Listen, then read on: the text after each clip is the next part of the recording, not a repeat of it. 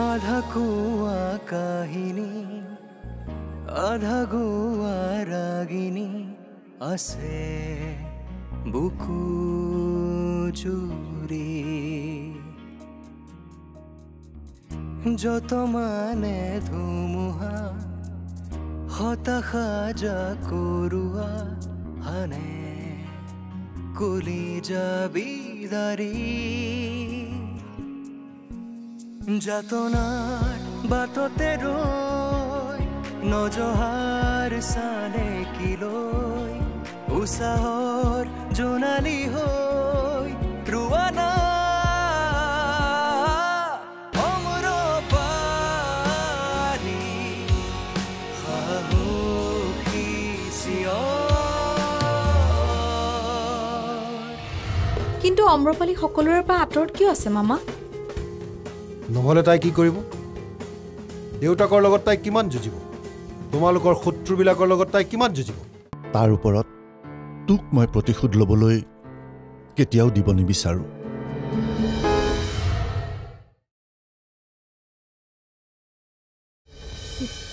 বেদান্ত, তোমাৰ পৰা ফোনত কথাখিনি শুনাৰ পিছত কথাখিনি মুখামুখিকৈ পাতিম বুলি মই ইয়ালৈকে গুচি আহিলোঁ। কোৱাচোন, ক'ত আছে তাই? ভালে আছেনে তাই? ক'ত আছে নাজানো খুৰী, কিন্তু ভালে আছে। মই তেওঁৰ লগত ফোনত কথা পাতিছোঁ। কথা পাতি এনেকুৱা লগা নাই যে অম্ৰপালি দুখত আছে।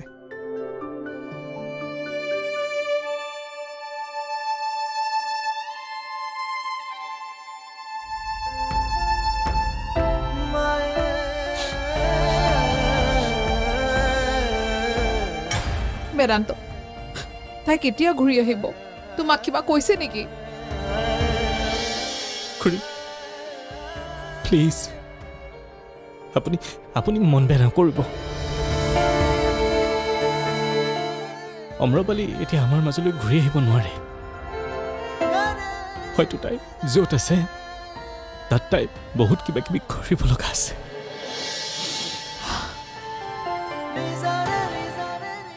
মই আপোনাক কথা দিছিলোঁ ন, অম্ৰপালিক আপোনালোকৰ মাজলৈ ঘূৰাই লৈ আহিম।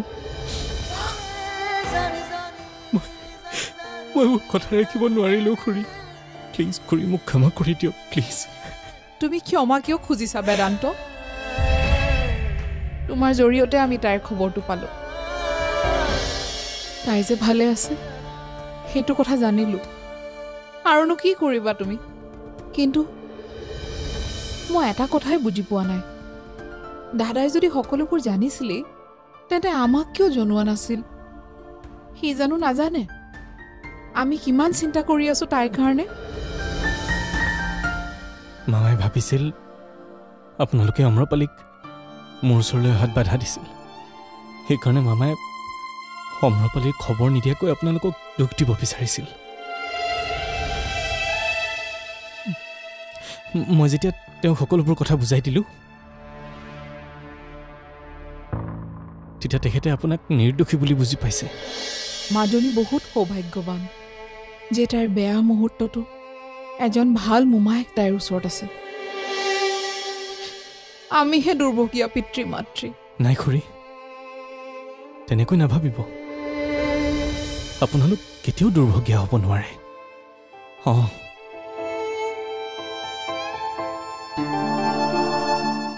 মইতো কম যে খুৰা আৰু আপুনি সৌভাগ্যৱান পিতৃ মাতৃ,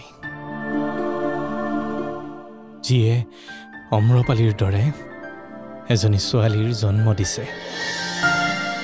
কেতিয়াবা আনৰ কথা চিন্তা কৰোঁতে নিজৰ ঘৰখনৰ বিপৰীতে যাব লগা হয়। বেদান্ত, তুমি আমাক ক্ষমা কৰি দিবানে? খুৰী, কাৰণ আমি তোমাক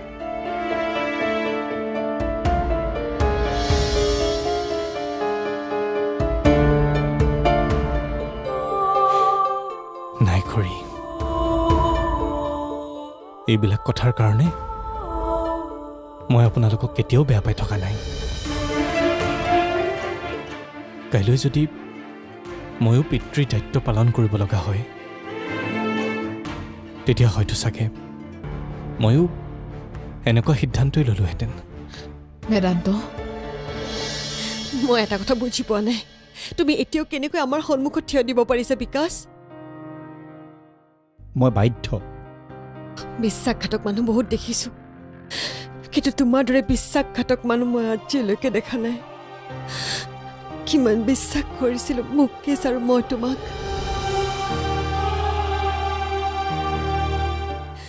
যেতিয়া গৌৰৱে তোমাক মৃত্যুৰ ভাবুকি দিছিল, মুকেশে গৌৰৱক মাৰিবলৈ অকলে যাবলৈ ওলাইছিল, তেতিয়া তুমি বাধা দিছিলা নহয় জানো? সেই বিশ্বাসী ল'ৰাজন এতিয়া ক'ত গ'ল বিকাশ?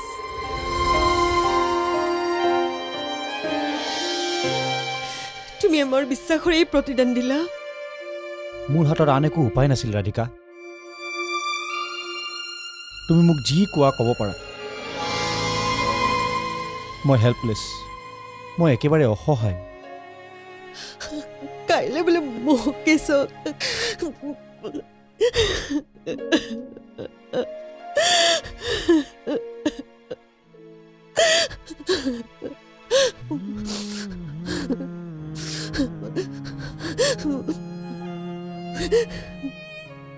মুকেশৰ যদি কিবা এটা হৈ যায়, তাৰ আচল হত্যাকাৰী গৌৰৱ নহয়, তুমি হবা। এই পাপৰ পৰা তুমি কেতিয়াবা মুক্ত হ'ব পাৰিবানে বিকাশ? কোৱা, পাৰিবানে তুমি?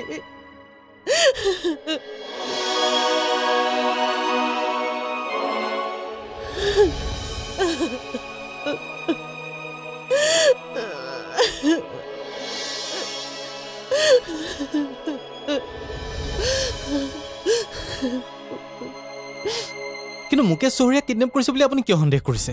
আজি দুপৰীয়া তেখেত থানালৈ অহা কথা আছিল, কিন্তু নাহিল। তেখেতৰ মোবাইলত ফোন কৰিছিলোঁ, কিন্তু তেখেতৰ মোবাইল ছুইচ অফ। সেইকাৰণে আমাৰ এছআইক তেখেতৰ ঘৰলৈ পঠাই দিলোঁ। ঘৰ দৰ্জা খোলা, কিন্তু মুকেশ নাই। সেইকাৰণে সন্দেহ কৰিবলৈ বাধ্য হ'ল। কিন্তু আপুনি মোক কিয় থানালৈ মাতিছে মই সেইটোহে বুজি পোৱা নাই। কাৰণ তেখেতৰ ফোনত লাষ্ট কলটো আপোনাৰ আছিল। অঁ, মই ফোন কৰিছিলোঁ, ৰাধিকা বাৰ খবৰ এটা ল'বৰ বাবে ফোন কৰিছিলোঁ। কি কৈছিল তেখেতে? অঁ, তেতিয়া তেওঁ মোক ৰাধিকা বাৰ কিবা এটা ক্লু পোৱা বুলি কৈছিল। হয়, আৰু সেই সংক্ৰান্ততে তেওঁ কৰিবলৈ যোৱাৰ কথাও কৈছিল। অ'কে, মই বুজি পালোঁ। চহৰীয়াক কিডনেপ কৰিছে, কাৰণ গৌৰৱৰ প্ৰধান শত্ৰু ৰাধিকা চহৰীয়া নহয়, মুকেশ চহৰীয়া। মই তোৰ ওচৰত বিক্ৰী যাব নোৱাৰিলোঁ গৌৰৱ, সেই পুলিচক মতাই আনিলোঁ। বিশ্বাসঘাতক তোক! তোৰ মুখত বিশ্বাসঘাতক শব্দটো শোভা নাপায়।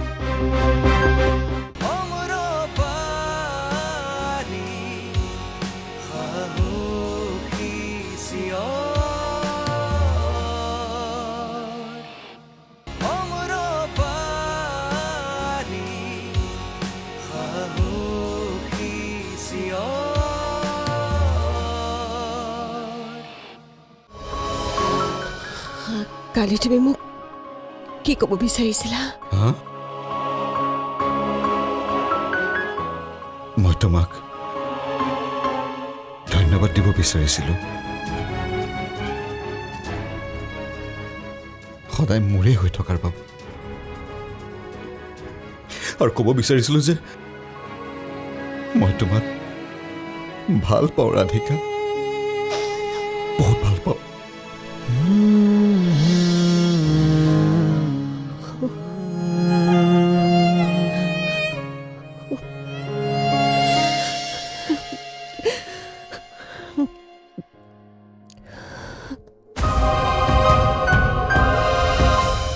আপোনালোকৰ মৰম চেনেহৰ অনুষ্ঠানখন যদি শেষ হ'ল, আমি পৰৱৰ্তী অনুষ্ঠানলৈ আগবাঢ়িব পাৰোঁ।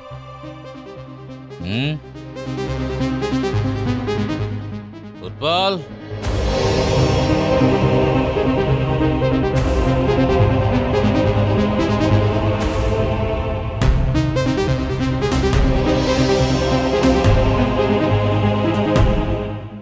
হ্যাপি জাৰ্নি বন্ধু।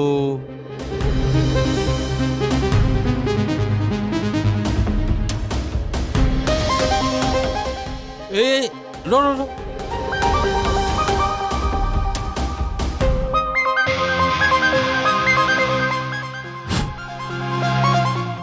শ্ৰদ্ধাৰ ব্যক্তিসকল, মোৰ মৰমৰ বন্ধু মুকেশ চহৰীয়া কাজী মোৰ নিজ হাতেৰে জীৱনৰ পৰা ৰিটায়াৰমেণ্ট দিবলৈ ওলাইছোঁ।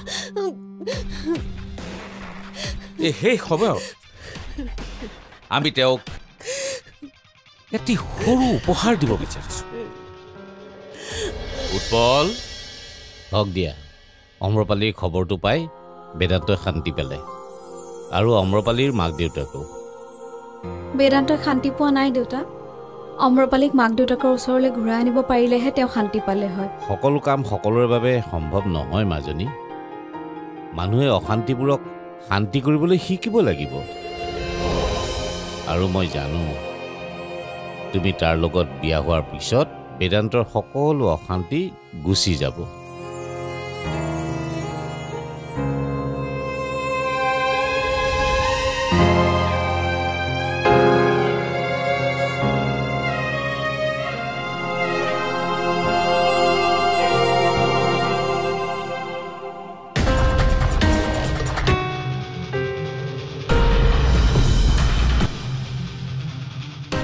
কিবা শেষ ইচ্ছা আছে?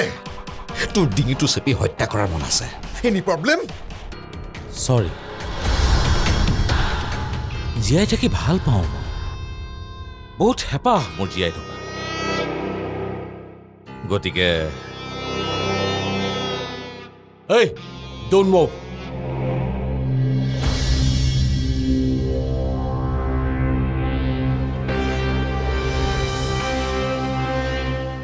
তোৰ খেলা খতম। য'তে আছে তাৰে খাৰ হৈ থাক। ঐ গান পেলা।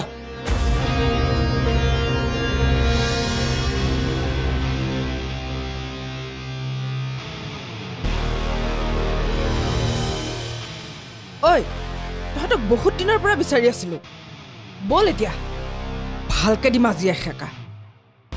আনচপ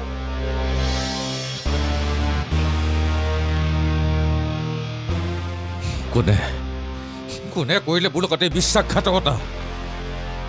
কোনে দিলে মোৰ ঠিকনা? মই।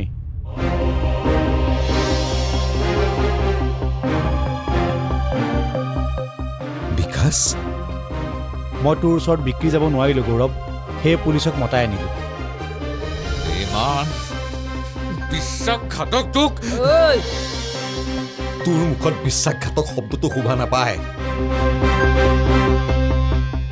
এতিয়া তই ক, তোৰ শেষ ইচ্ছা কি? মোক ক্ষমা কৰিবি মুকেশ। হয়তো মই ভুল পথলৈ গুচি গৈছিলোঁ। আচলতে মই বাধ্য হৈছিলোঁ, কিন্তু মই মোৰ ভুল শুধৰালোঁ। সকলো বন্ধু বিশ্বাসঘাতক নহয় মুকেশ। মোক বেয়া পাই নাথাকিবি। নাপাওঁ দে তোক বেয়া। তই যে সময় থাকোঁতে সাহস কৰিলি, আকৌ নিজ পথলৈ ঘূৰি আহিলি, সেইটোৱে ডাঙৰ কথা।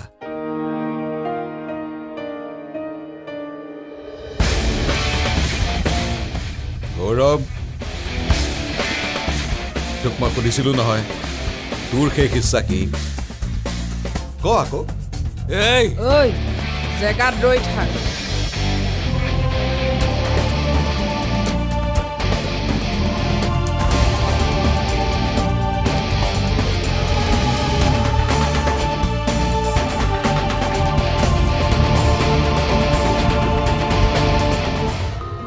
মানে অম্ৰপালীৰ চিন্তাবোৰে তোমাক ডিষ্টাৰ্ব কৰি থকা নাই জানো?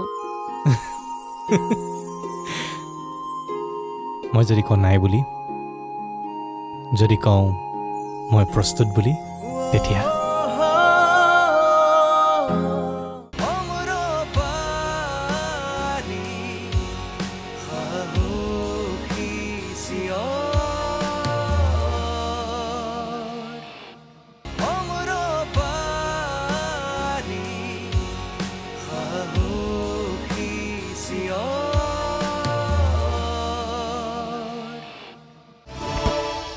হয় ছাৰ কওক।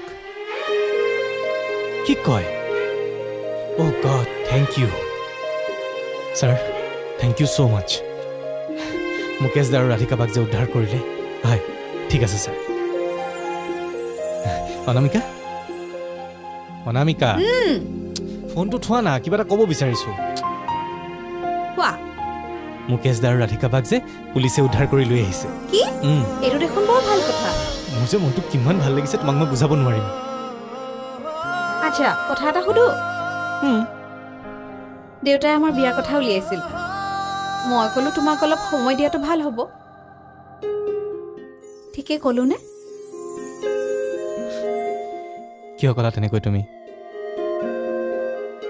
নহয় মানে তুমি প্ৰস্তুত হৈ নাথাকিবও পাৰা মানে অম্ৰপালীৰ চিন্তাবোৰে তোমাক ডিষ্টাৰ্ব কৰি থকা নাই জানো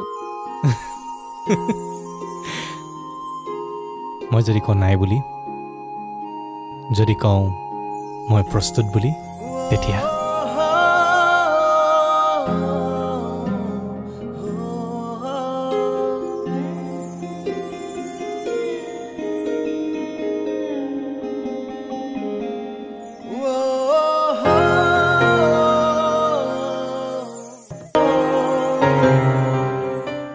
চাবা উঠা লাহে লাহে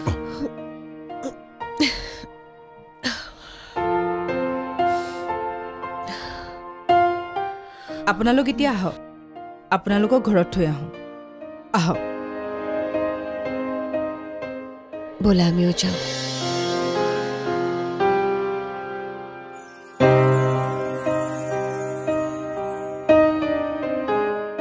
কি হ'ল ৰৈ গ'লা যে নতুনকৈ আৰম্ভ হ'ব লগা জীৱন এটা হঠাৎ শেষ হ'বলৈ ওলাইছিল কিন্তু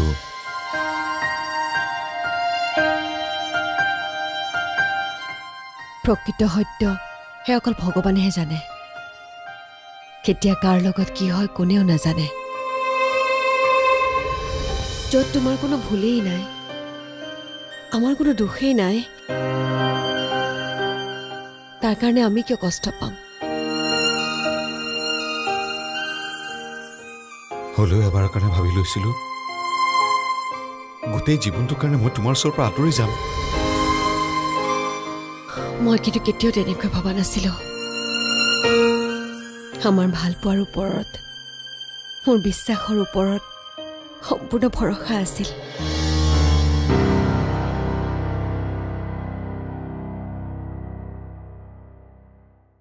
কি হ'ল কি চাই আছা তোমাৰ মুখৰ পৰা এইষাৰ কথা শুনিবৰ কাৰণে মই অতি আগ্ৰহেৰে অপেক্ষা কৰি আছো